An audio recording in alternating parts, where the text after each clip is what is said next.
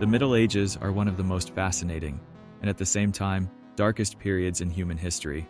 A world of castles, crusades, and knights, but also of superstition, terror, and absurdities so wild that they seem impossible to believe today. Hidden among the forgotten pages of ancient manuscripts are stories so bizarre, so surreal, that even now, centuries later, they can still send a chill down your spine. And that's exactly what we're going to explore in this video. Before we dive in, I just want to say, I created this iceberg myself, so if you can, leave your rating in the comments. Without further ado, let's start the descent. Layer 1. The vegetable lamb of Tartary. Imagine a plant that, instead of growing flowers or fruit, gave birth to a living lamb. During the Middle Ages, European travelers reported the existence of this exotic marvel from Central Asia, the vegetable lamb of Tartary. According to the accounts, this plant produced a small lamb tethered to the earth by a flexible stalk, almost like a botanical umbilical cord. The lamb would graze on the grass within its reach, and once it had eaten everything nearby, both the lamb and the plant would die. This fantastical story was actually a medieval attempt to explain something just as mysterious to Europeans at the time: cotton, a wool that grew on shrubs. The legend of the vegetable lamb was taken seriously for centuries, even appearing in respected scientific compendiums. To many, the line between botany and zoology seemed to blur. The Pied Piper of Hamelin. In the year 1284, the German town of Hamelin faced an event so disturbing that it still haunts its name to this day: the mysterious disappearance of 130 children. Legend has it that a strange man, dressed in colorful clothes and carrying a magical flute, offered to rid the town of a rat infestation. Playing an enchanting melody, he led the rats to the Weser River, where they drowned. But when the townspeople refused to pay him the promised reward, the piper played another tune, this time leading the children away into a mountain. They were never seen again. Ancient records, like a stained glass window in Hamelin's church, suggest that something truly did happen. Some theories point to plague, mass migration, or even recruitment for wars. But in the popular imagination, the story remains one of the darkest legends of medieval Europe. Pope Joan. A woman sitting on the papal throne? That's the essence of the legend of Pope Joan, a medieval story that scandalized generations. According to the tradition, Joan was extraordinarily intelligent and, disguised as a man, rose through the church's ranks until she was elected pope. During a public procession, her secret was exposed in the most dramatic way possible.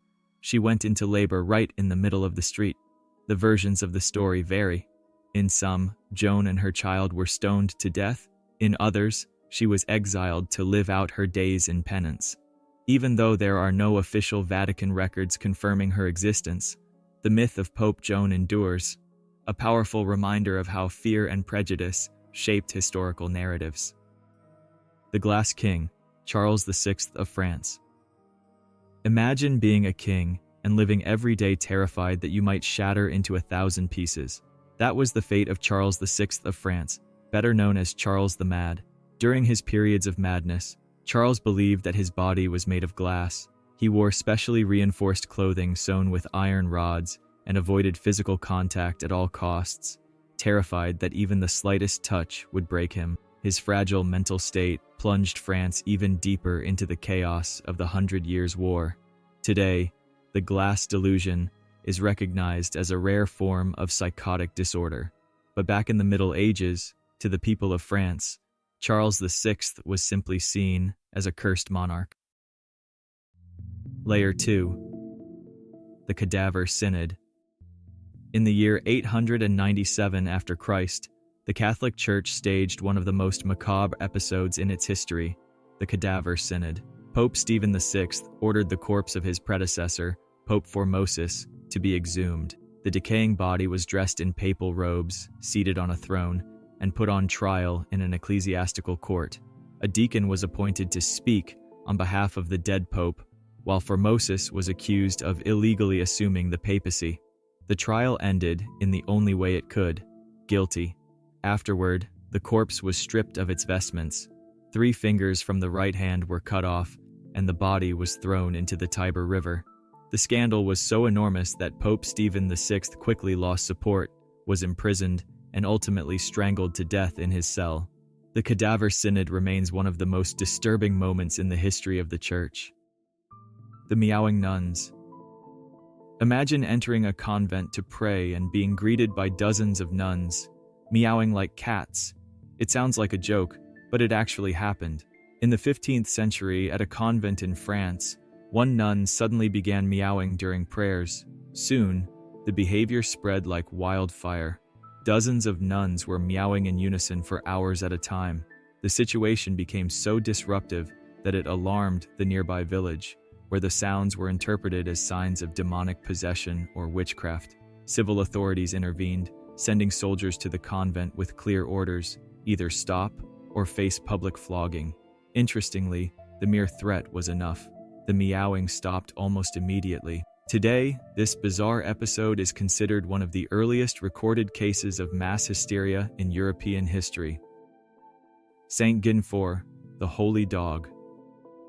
Near Lyon, France, in the 13th century, a strange cult emerged, the veneration of a dog as a saint. According to legend, a greyhound named Guinefort was tasked with protecting his master's infant child.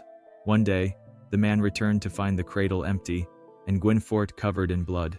Believing the dog had killed the child, the man struck him down with his sword. Moments later, he discovered that Guinefort had actually killed a snake threatening the baby. Stricken with grief, the master buried the dog with honors. The local villagers began venerating Guinefort as a martyr and protector of children, performing healing rituals at his grave. The church tried to suppress the cult, but popular devotion endured for centuries, making Saint Guinefort the only holy dog of the Middle Ages. Animal trials. In the logic of the Middle Ages, not even animals were above the law. Pigs were put on trial for killing children. Oxen and horses were charged with accidental homicides. Even insects like rats and locusts were formally prosecuted for destroying crops. In 1386, France witnessed one of the most bizarre cases. A sow was accused of murdering a baby, dressed in human clothes, brought to trial, and, after a formal legal process including prosecution and defense, sentenced to death by hanging. These trials might sound absurd today, but for medieval society, everything, absolutely everything, was part of a grand moral order encompassing humans, animals, and even supernatural forces. Changelings, babies stolen by fairies. If a baby was born sickly, fragile, or behaved strangely in medieval Europe, many believed it was not a human child. The explanation? Fairies or demons had kidnapped the real child and left a changeling in its place. Brutal attempts to retrieve the real child varied. Some parents would expose the baby to fire, abandon it in forests, or perform terrifying rituals meant to scare the imposter away. Today, we understand that these beliefs likely arose as ways to explain genetic disorders, disabilities, and conditions on the autism spectrum, at a time when there was no medical knowledge whatsoever. Tragically, superstition led to countless cases of abuse and even of different children. Layer 3. The flagellants of the Black Death. Between 1347 and 1351, the Black Death swept across Europe, wiping out up to 60% of the population. Amid the devastation, the flagellants emerged, religious groups who believed the plague was God's punishment, and that only self-inflicted pain could atone for humanity's sins. These groups traveled barefoot between cities, marched in long public processions, sang funeral hymns while whipping their bare backs with straps embedded with metal spikes. Blood flowed. Faith blurred into desperation. In many places, the arrival of the flagellants was met with terror, not just because of the grotesque sight, but because they often brought with them panic, violence, and sometimes the lynching of entire communities, particularly Jewish ones. Initially tolerated by the church, they were later banned for threatening both social and ecclesiastical order. But their image endured, a living portrait of collective madness in an apocalyptic time. The Orford Merman. In the year 1167, fishermen from the coastal village of Orford, England, hauled up something they were never meant to find. Caught in their nets was a being, human-shaped, covered in hair, acting like an animal, only uttering guttural sounds. The merman was taken to the local castle, where he was imprisoned for months. He spoke no human language, ate only raw fish, and swam with an eerie, supernatural skill. Even under torture, he never uttered a comprehensible word. Then, one day, he escaped back to the sea and was never seen again. To this day, scholars debate whether he was a deformed castaway, a deranged hermit, or something far stranger. The Three-Faced Trinity. Attempts to depict the mystery of the Holy Trinity, Father, Son, and Holy Spirit, sometimes produced imagery that was unsettling. In some medieval stained glass windows, sculptures, and paintings, God was portrayed with three faces fused onto a single head, one looking forward, one to the left, one to the right. The result was a monstrous figure somewhere between divine and infernal. The confusion among the faithful became so widespread that in 1628, Pope Urban VIII officially banned this representation. Yet even today, in forgotten churches across Europe, these bizarre images still lurk in the shadows, sending chills down the spines of those who dare to look. The Wild Hunt, Ghostly Army. Imagine walking across an open field on a moonless night and looking up to see a ghostly army marching through the sky. That is the essence of the Wild Hunt, a phenomenon described in medieval accounts from England, France, and Germany. Witnesses claim to see dead knights riding through the air, demons blowing spectral horns and pounding on ghostly drums, restless souls sweeping across the night sky. Seeing the hunt was considered a dire omen, a certain sign of impending war, plague, famine, or death. The monk Orderic Vitalis wrote in 1091 about a priest who witnessed the horde, corpses marching, broken crosses on their backs, howling in agony. The legend of the Wild Hunt fueled centuries of ghost stories and still echoes today in tales like the Headless Horseman. Revenants, the undead of the Middle Ages. Long before modern zombies and fictional vampires, medieval Europeans feared the revenants, corpses that rose from the grave to haunt the living. According to chronicles of the time, revenants would leave their graves to suffocate their relatives. They spread disease and terror throughout villages.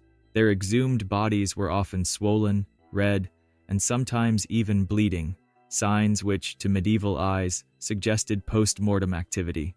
To stop them from returning, villagers took extreme measures, decapitating the corpses, burning the remains, burying bodies face down so they would never find their way back. These chilling accounts are considered the direct ancestors of vampire legends, long before Dracula or any work of fiction. Layer 4. The Bal des Ardents, Ball of the Wild Men, 1393. Paris, January of 1393. King Charles VI, already infamous for his mental instability, decided to attend a ball at the Saint-Paul Palace to celebrate a noble wedding. The theme for the evening, Wild Men. To fit the theme, the king and several nobles dressed in costumes made of linen soaked in flammable resin and covered with fur. The instructions were clear, no open flames in the hall, but as with any looming disaster, someone ignored the warning. A drunken noble entered the hall carrying a lit torch. Within seconds, the dancers' costumes ignited, turning the celebration into a living hell. 4 nobles burned alive right there in the ballroom. The king survived only because a young duchess threw her skirt over him, smothering the flames. The event deeply traumatized France. For many, it was seen as undeniable proof that Charles VI's reign was cursed, a court descending into madness, mirroring the king's own crumbling mind. The Heresy of the Templars, 1307. The Knights Templar, one of the most powerful military orders of the medieval world, became the target of one of history's most infamous trials. In 1307, under orders from King Philip IV of France, who was heavily indebted to the order, the Templars were arrested en masse. The accusations? Spitting on the cross during ceremonies, engaging in obscene rituals, worshipping a demonic idol named Baphomet, acts of heresy and witchcraft. Under brutal torture, many Templars confessed. The Grand Master, Jacques de Molay, was burned alive in Paris in 1314. Before dying, according to legend, Molay cursed the king and the pope, and both perished not long afterward. The fall of the Templars left deep scars on the European imagination. Secret societies, hidden treasures, demonic pacts, all of these myths trace back to this real tale of betrayal and horror. The Sorcerer Pope, Sylvester II. Gerbert of Aurillac, one of the greatest minds of the 10th century, became Pope Sylvester II in the year 999, a man centuries ahead of his time, a master of mathematics and astronomy, a builder of mechanical automata, a keeper of technologies that seemed like magic to his contemporaries. But his brilliance also bred fear. Soon, rumors began to swirl that he had studied black magic in Muslim Spain, that he had made a pact with the devil, that he had built a bronze head capable of foretelling the future. It was even said that Sylvester II had received prophecies from a demonic spirit named Meridiana, and that he would die if he ever celebrated Mass in Jerusalem. In the year 1003, while saying Mass at the Roman Church of Santa Croce in Jerusalem, he fell mortally ill. For the superstitious masses of the time, it was the final proof. The Pope had been a cursed sorcerer. Even after death, legend claimed that his bones would rattle in his tomb whenever a new pope was about to die. The Phantom Time Hypothesis. What if part of the Middle Ages never actually happened? That's the disturbing premise behind the Phantom Time Hypothesis, proposed by Heribert Illig in 1991. According to this theory, 297 years of European history, between 614 and 911, were completely fabricated. Figures like Charlemagne never existed. Emperors and popes forged documents to align their reigns with the round year of 1000. The theory is based on alleged gaps in archaeological evidence, inconsistencies between the Julian and Gregorian calendars, suspicious historical records. The idea is dismissed as absurd by the vast majority of historians, but it still captivates those who believe history, as we know it is one colossal fabrication. And the chilling question remains, what if everything we know about the Middle Ages is nothing more than a ghost in time? Layer 5. The Werewolf of Auvergne, circa 1180. In the medieval French region of Auvergne, the line between man and beast grew dangerously thin. The chronicler Gervais of Tilbury recorded the case of Rimbaud de Pouget, a knight unjustly exiled who, isolated in the forests, supposedly lost his humanity and transformed into a wolf. For months, the region was terrorized by a creature, mutilated livestock, travelers attacked, villages gripped by fear. One day, a brave peasant confronted the monster and upon severing one of its paws, witnessed the impossible. The beast turned back into a man. It was Rimbaud.